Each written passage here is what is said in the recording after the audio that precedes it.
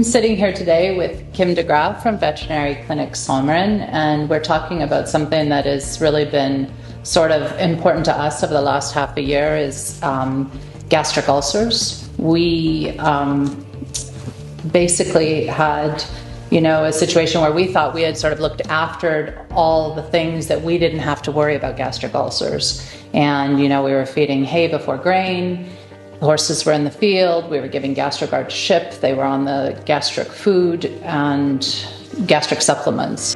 I thought we would share this to maybe help some other people that I think also that maybe they don't have to worry about it. So I guess my question, Kim, is what's the benefit of scoping your horse? Because it's relatively inexpensive.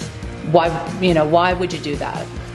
I think one of the things that is really important is that we nowadays know that there are a lot of varieties in symptoms. So some symptoms are really obvious, colic, feeding issues, but we also have way more subtle symptoms like small performance problems, problems with reluctance to eat certain amount of food or certain types of food, that it is important to know which horses have a medical issue, which we can do with gastroscopy to decide if horses are actually having this issue, to know when to treat them, and also so that we can decide when we can discontinue or what else we should change.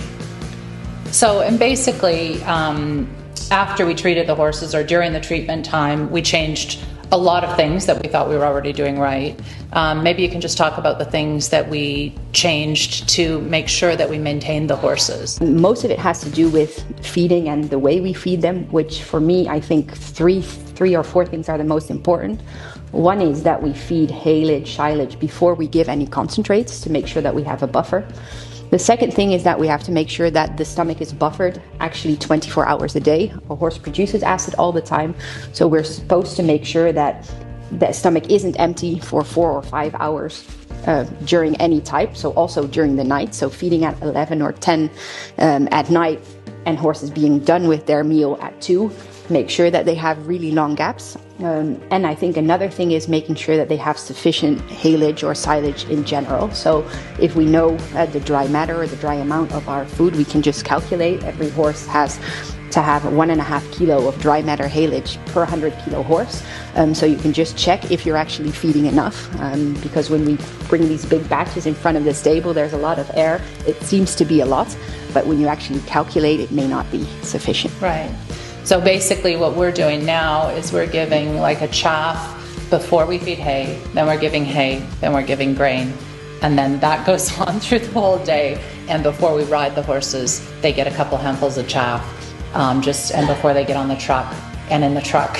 So it's a lot more work, but our horses, I really think we can almost scope every horse in the stable now, and I think we're in good shape. So yeah. I think we're on the right track, and I can't believe as late in my life that I've learned something so important and so new. But, I think it's just a crucial lesson with horses. Yeah, I think, and in conclusion, I think it's important to think about that horses originally were grazers that eat dry matter 24 hours a day. That's how their stomach, that's how their intestinal tract work.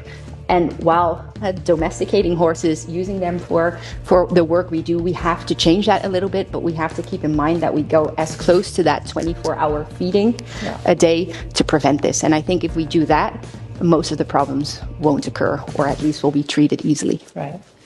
Thank you so much for your help today. I really appreciate it. No problem.